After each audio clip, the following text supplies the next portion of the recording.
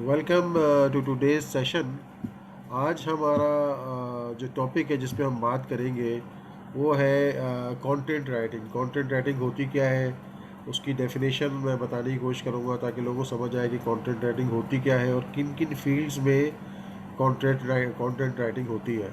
ठीक है, तो असल में ये था कि जो लोग भी सीख रहे हैं इसको थोड़ा थोड़ा अगर इसको प्रैक्टिस लाएंगे और शेयर करेंगे अपनी जो भी उन्होंने किया है, तो उससे थोड़ा सा ये कि वो लोगों को इम्प्रूवमेंट आएगी, कुछ हम उसको कर भी सकते हैं। लेकिन एक ड्यूरिंग द लेक्चर जो है वो जिस तरह मिनिमम दी जा सकती है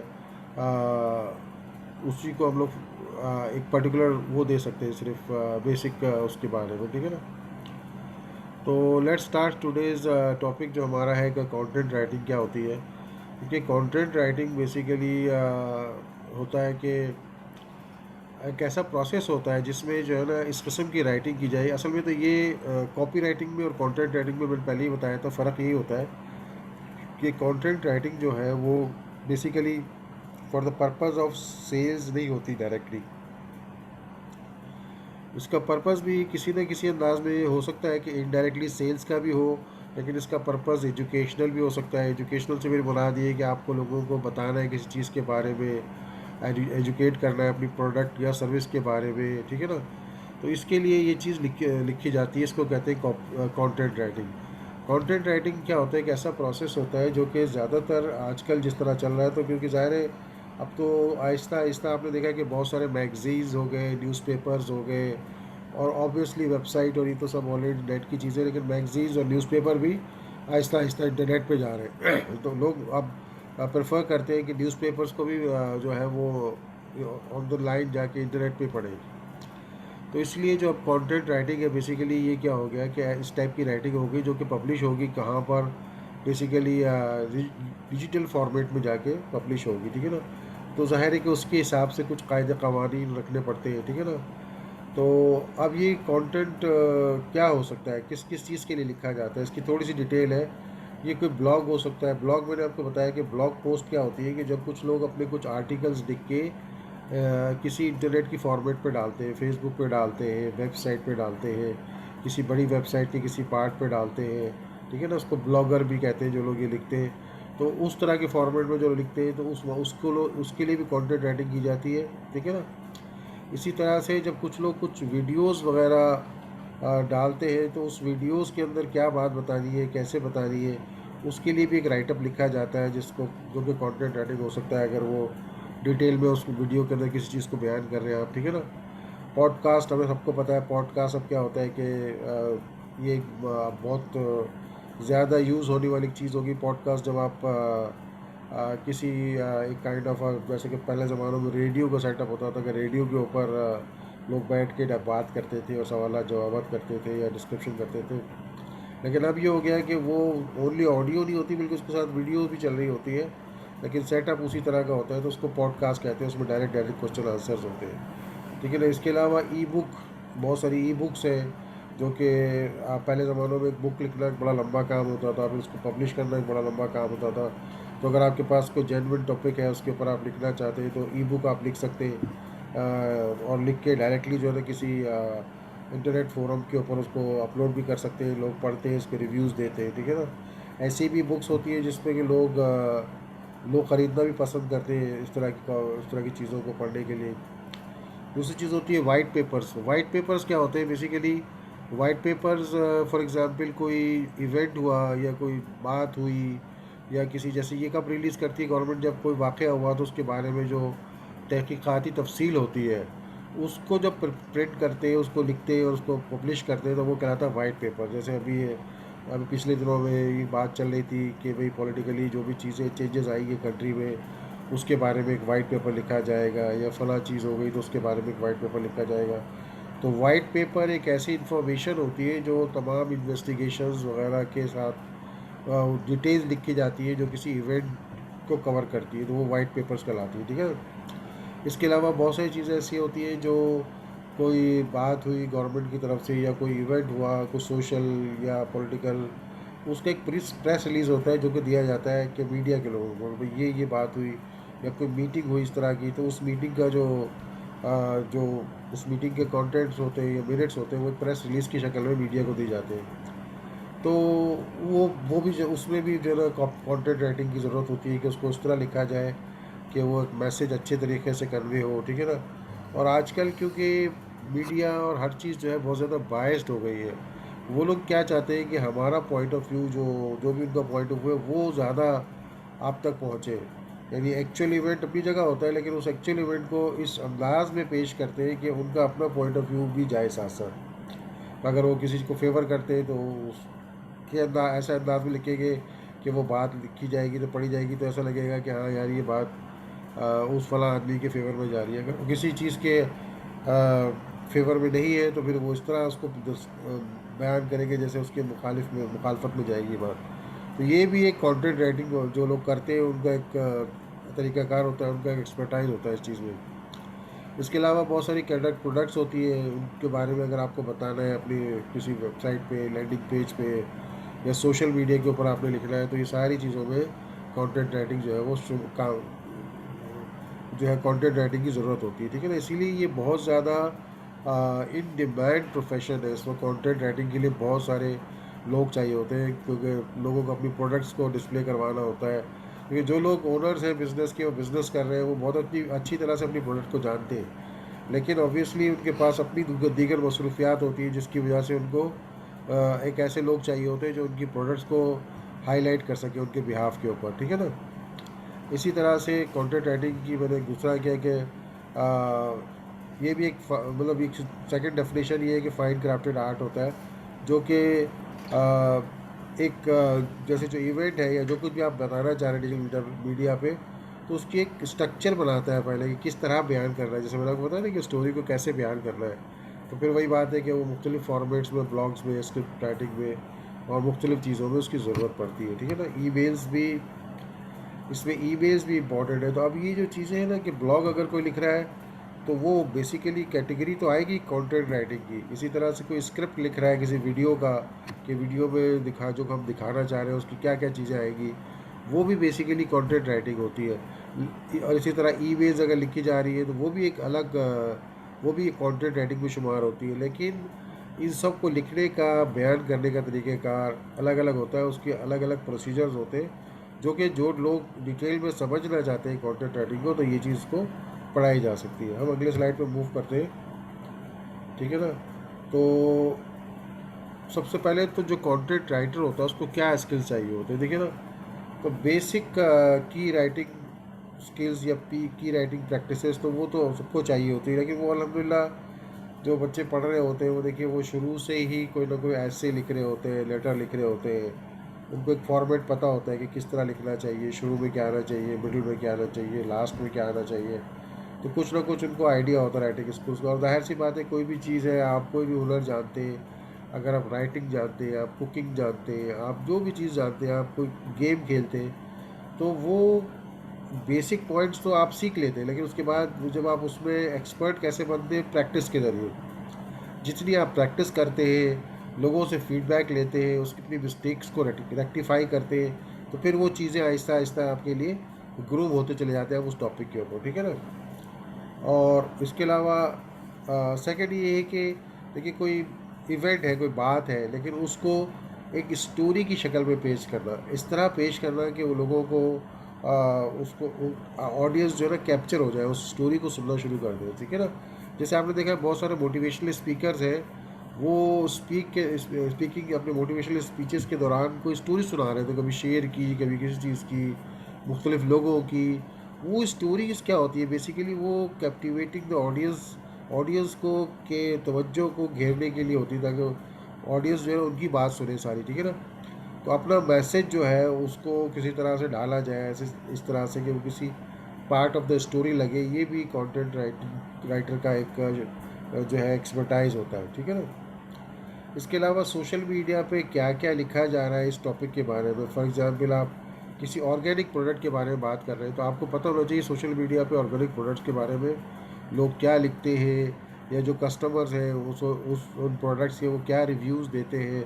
तो इस तरह से उनके बारे में आपको बताना है, ठीक है ना। अब आपको डिपेंड करता है कि आप किस चीज़ को पेश करना चाह रहे हैं। आप ये पेश करना चाह रहे हैं कि भाई ऑर्गेनिक प्रोडक्ट्स अच्छी होती है, या आप ये पेश करना चाह रहे हैं अपना पॉइंट ऑफ व्यू कि ऑर्गेनिक प्रोडक्ट्स महंगी होती है लेकिन हम आपके लिए एक चीपर ब्रांड ला रहे हैं, वगैरह वगैरह। ये आपका जो नैरेटिव होता है उसको बिल्ड करने के लिए आपको मालूमात होनी चाहिए कि दूसरे लोग क्या कह रहे हैं सोशल मीडिया पर, ठीक है ना। इसी तरह से आपके पास एक जैसे कहना चाहिए कि ऐसी विट होनी चाहिए। विट मतलब कहते हैं कि ऐसी क्रिएटिव सलाहियत होनी चाहिए आपके अंदर जो आपकी स्टोरी में रंग भर दे। स्टोरी भी होती है ना, स्टोरी में एक चीज़ होती है रंग भरना, यानी उसके अंदर ऐसा उसको प्रेजेंट करना है कि लोग उसको पसंद करें, ठीक है ना। तो ये कहलाता है कि कलरिंग योर स्टोरी, ठीक है ना। जैसे कि नॉर्मल पिक्चर्स होती है उसमें कलर भर के उसको खूबसूरत बना देते हैं।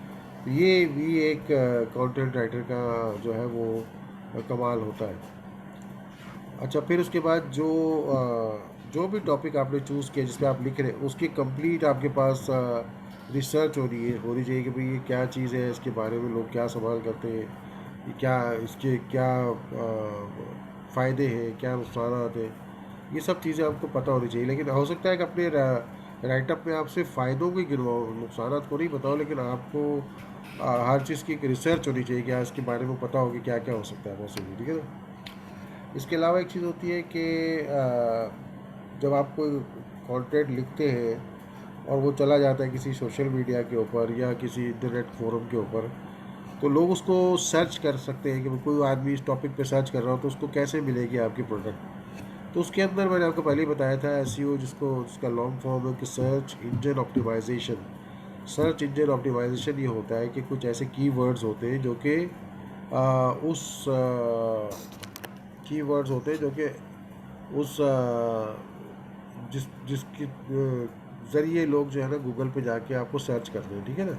इसके बारे में लास्ट में थोड़ा सा और बताऊंगा आपको। तो सर्च, तो वो जो वर्ड्स हैं वो आपके इसमें आना चाहिए, कंटेंट में आना चाहिए, इसके कम से कम हेडलाइंस में आना चाहिए, ताकि जब लोग सर्च करें तो उनको आपका ये आर्टिकल नज़र आए, ठीक है ना। इसके अलावा जो आपकी ऑडियंस है जो आपको पढ़ेगी, वो आपके बारे में उनको टारगेट ऑडियंस के बारे में कंप्लीट अंडरस्टैंडिंग होनी चाहिए कि वो टारगेट ऑडियंस क्या चीज़ पढ़ना चाहती है, किस तरह देखना चाहती है चीज़ों को, किस नज़रिए से देखना चाहती है, ठीक है ना। कभी कभी आप कोई टॉपिक ऐसे बयान कर रहे थे जो उसके अगेंस्ट जा रहा होता है, यानी अगेंस्ट द मोशन होता है, यानी आप उसके फेवर में बात नहीं कर रहे होते लेकिन उसके अगेंस्ट में बात कर रहे होते हैं। लेकिन आप जिस तरह स्टार्ट करते हैं, जिस तरह अपना टॉपिक लेके चलते हैं, तो वो लोग जो उस चीज़ को पसंद करते हैं वो भी आपका टॉपिक पढ़ना शुरू कर देते हैं, लेकिन बहुत लास्ट में जाके उनको बदलता है कि आप बेसिकली उनको ये बता रहे हैं कि इसको इसके नुकसान क्या क्या है, ठीक है ना। और इसके अलावा ये था कि आपको हमेशा एक जो मौजूदा सूरत हाल है इसके हिसाब से आपको ओपन रहना चाहिए, और अगर आपको चेंज करना पड़ा है अपने टॉपिक में या आपके कंटेंट में तो आपको रेडी रहना चाहिए, क्योंकि ज़रूरत हो सकती है कि कोई ऐसी चीज़ आपने तैयार कर ली और आपको बाद में पता चले कि यार इसका एक दूसरा पहलू भी है, एक दूसरा एस्पेक्ट भी है, तो आपको वो चीज़ को चेंज करने के लिए आपको मेंटली प्रिपेयर रहना चाहिए। उसके बाद ये कि अगर कोई लोग कंटेंट राइटिंग शुरू कर रहे हैं तो उनकी कुछ टिप्स हैं बेसिक जो कि मैं बताना चाहता हूँ। जैसे क्या होता है कि कंपेलिंग हेडलाइन ऐसी होती है कि शुरू के 4-6 वर्ड जैसे आप यूज़ करें जिसको यूज़ करते ही फ़ौरन जो है जो ऑडियंस आपको पढ़ रहे हैं वो फ़ौरन हुक्ड अप हो जाए आपके साथ, वो फ़ौरन उस बात की तरफ मुतवज्जा हो जाए, उनके बारे में पढ़ना शुरू कर दें, जानने की कोशिश करना शुरू कर दें। तो ऊपर जो कुछ लिखा होता है, और ये देखिए बहुत सारी चीज़ें हम यूट्यूब पे जब सर्च कर रहे होते हैं, देख रहे होते हैं, तो जो उसका थंबनेल होता है यूट्यूब का, उस पर जो कुछ लिखा होता है उसी को देख के फिर हम उसकी पूरी वीडियोस देखते हैं जाके जाके ना, अगर हम किसी टॉपिक पे सर्च कर रहे हैं। तो इसमें भी यही होता है कि अगर आपकी हेडलाइन कंपेलिंग होगी ना, तो आप क्या होगा कि आप उसको लोग उसको पढ़ना ज़्यादा पसंद करेंगे, ठीक है ना। अच्छा, इसके अलावा एक पहले मिथ था जो कि इंटरनेट के आने से पहले, कि लोग बड़े डिफ़िकल्ट वर्ड्स यूज़ किया करते थे जिसके मीनिंग्स तलाश करना पड़ते थे। ख़ासतौर पर जब शुरू में हम लोग छोटे होते थे तो हमें कहा जाता न्यूज़पेपर पढ़ो, तो हम जब 4 6 8 लाइनें पढ़ते थे उसमें 8 10 वर्ड ऐसे आ जाते थे जिसकी मीनिंग हमें पता नहीं होती थी। लेकिन अब क्योंकि टाइम बदल गया है तो लोग आसान चीज़ों को पढ़ना पसंद करते हैं, तो अपनी राइटिंग में ऐसे वर्ड्स यूज़ ज़्यादा करने चाहिए जो लोगों को आसानी से समझ में आ जाए। डिफ़िकल्ट वर्ड्स नहीं लिखने चाहिए, ठीक है ना। ये भी एक पार्ट होता है। अच्छा, उसमें दूसरी चीज़ ये होती है कि मैंने से बताया कि कीवर्ड्स है, तो कीवर्ड्स को सर्च करने का भी एक तरीका होता है। बहुत सारे कीवर्ड्स होते हैं जो आपको डिफरेंट जगहों से मिल जाते हैं अपने रेलेवेंट टॉपिक के हिसाब से। जो आपका टॉपिक है उसके हिसाब से बहुत सारे आपको कीवर्ड्स मिल गए। तो लोग कोशिश करते हैं कि बहुत ज़्यादा कीवर्ड्स में डालते ताकि जब भी कोई सर्च करे कोई उस रिलेटेड चीज़ के बारे में तो मेरा आर्टिकल ऊपर आ जाए। उससे क्या होता है कि आप टॉपिक से हट जाते हैं, टॉपिक से हट जाते हैं, वो बाद में आपके लिए नेगेटिव एक रिमार्क बन जाता है। तो करना ये चाहिए कि अपने टॉपिक से स्टिक रहे, कीवर्ड्स यूज़ करें, लेकिन इस अंदाज में यूज़ करें कि आप टॉपिक से हटे ना उसके ना, ठीक है ना। अब ये कि डिपेंड करता है कि कितने वर्ड्स का आप आर्टिकल लिख रहे हैं। लोग छोटा जो आपकी ऑडियंस है, इस मैंने कहा जब रिसर्च करते हैं तो उसमें कुछ लोग होते हैं भाई वो कहते हैं छोटे छोटे आर्टिकल्स हो उसको पढ़ने में आसानी होती है। कुछ लोग बड़े तवील आर्टिकल लिखते हैं जिनकी रीडिंग हैबिट नहीं होती, वो परेशान हो जाते हैं उसको पढ़ के। तो ये चीज़ ये है कि ये ज़रूरी है कि आर्टिकल डिपेंड करता है कौन से लोग हैं। और कुछ लोग ऐसे होते हैं जो पढ़ने के शौकीन होते हैं, वो लंबी लंबी चीज़ें पढ़ भी लेते हैं। तो ये आपको रिसर्च करके डिफ़ाइन करना है कि जो आपके ऑडियंस है वो किस तरह के, वो तहरीर छोटा राइटअप लिखना पढ़ना पसंद करते हैं या बड़ा राइटअप, अकॉर्डिंगली आपको डिज़ाइन करना है, ठीक है ना। तो इस लिहाज से अपने वर्ड्स भी डिफ़ाइन करेंगे कितने वर्ड्स का आपने आर्टिकल लिखना है। इसके अलावा जो बात आप कह रहे हैं अपने आर्टिकल उसका कुछ प्रूफ होना चाहिए।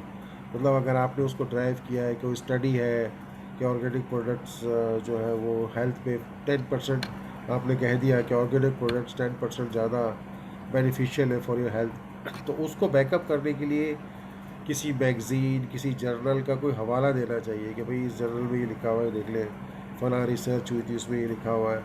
इस तरह की चीज़ों को जो है वो आप अपने कंटेंट में पेश करें इस चीज़ को ना। और उसके बाद जो लास्ट ऑब्वियसली कि प्रैक्टिस प्रैक्टिस प्रैक्टिस प्रैक्टिस कर करके आप ये चीज़ सीखेंगे। पहली दफ़ा में अगर आप कोई बंदा लिखेगा तो वो पहली दफ़ा में चैम्पियन नहीं हो सकता, उसको प्रैक्टिस करके ही सीखना पड़ेगा।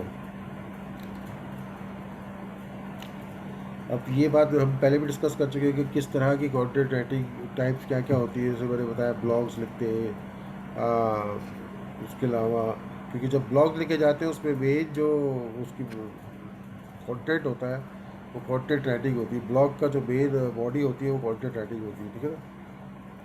कॉपी राइटिंग भी एक तरह से part of the content writing है, ये मैंने पहले ही बताया था। लेकिन कॉपी राइटिंग क्या होती है, वो बेसिकली उसका पर्पज़ होता है कि सेल्स करना, यानी कोई चीज़ को कस्टमर को कन्विंस करना कि वो आपकी वेबसाइट पे आ जाए, आपके पेज पे आ जाए या आपसे वो चीज़ परचेज़ कर लें। बस उसका थोड़ा सा आ, यानी कि जो एंगल होता है वो इस अंदाज से डिज़ाइन होता है, ठीक है ना, ताकि लोग मुतवज्जह हो सेल्स के पर्पज़ से। जबकि कंटेंट राइटिंग जो है ना एक ओपन टर्म है, इसमें बहुत सारे एस्पेक्ट्स हैं, जैसे मैंने बताया कि अलग अलग चीज़ें इसमें होती है, लेकिन कॉपी राइटिंग भी इसी के अंदर फॉल होती है, ठीक है ना। इसके अलावा टेक्निकल राइटिंग है, वही मैंने कहा टेक्निकल डिटेल्स है लंबी थोड़ी, वो डाल सकते हैं। कॉपी राइटिंग में ऐसा नहीं कर सकते। कॉपी राइटिंग में सिर्फ मेन मेन बातें बताते हैं आप, लेकिन कंटेंट राइटिंग में आप तफसील किसी प्रोडक्ट की बता सकते हो, ठीक है ना। फिर ऑब्वियसली सोशल मीडिया के ऊपर आप जाते हैं तो वहाँ जो पोस्टें डाली है, ईमेल्स का मैंने बताया कि ईमेल्स भी बेसिकली इसीलिए होती है कि लोगों को मुतवज्जा करें आपकी प्रोडक्ट के बारे में, सर्विसेज के बारे में। तो लोग ईमेल्स भेजते हैं।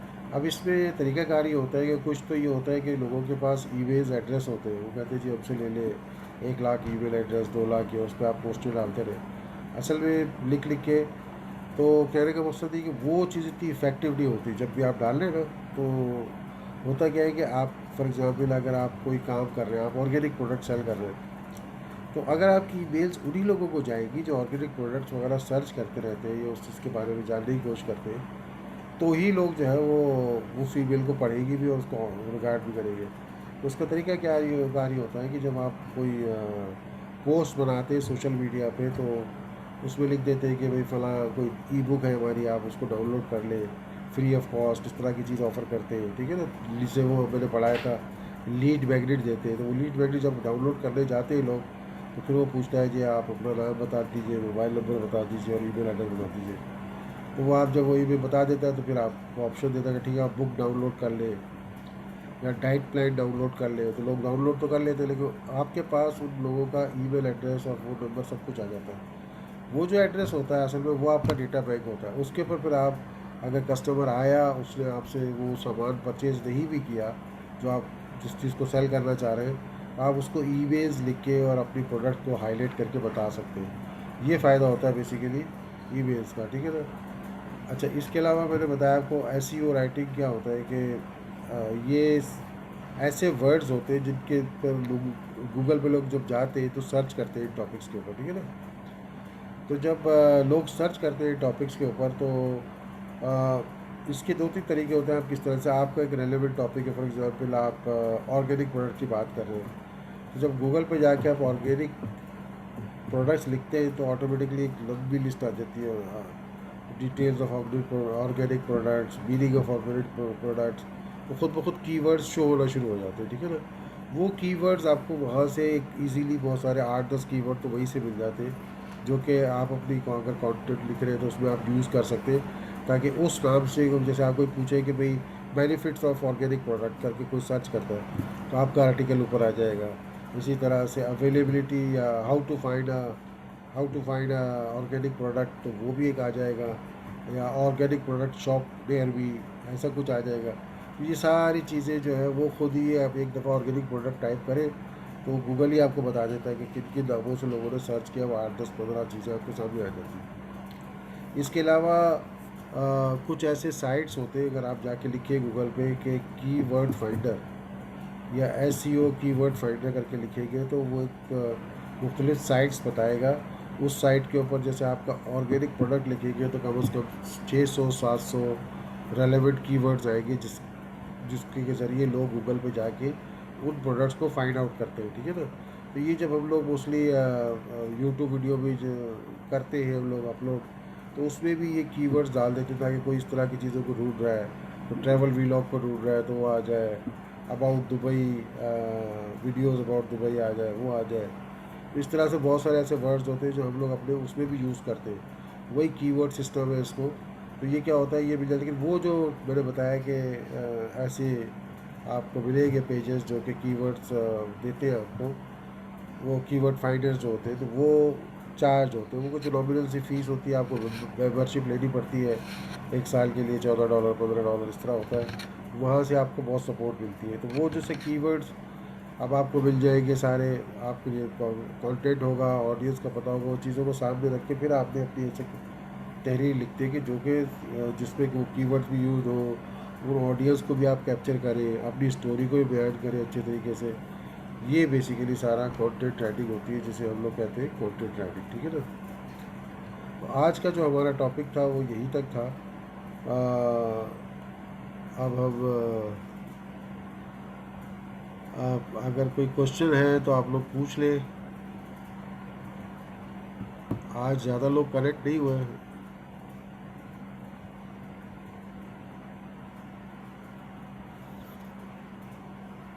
मेरा सारा डाउट क्लियर हो गया। जो आज के आपने जो लेक्चर में पूछा था मुझे बहुत आसानी हुई। Thank you for this great lecture. Okay, thank you very much. और आई होप कि इससे आप लोगों को बेनिफिट भी हो, थोड़ा इसकी ट्राई भी किया करें, छोटे मोटे आर्टिकल्स लिख के ग्रुप में शेयर करें ताकि इससे कुछ आपकी जो स्किल्स हैं वो इम्प्रूव हो।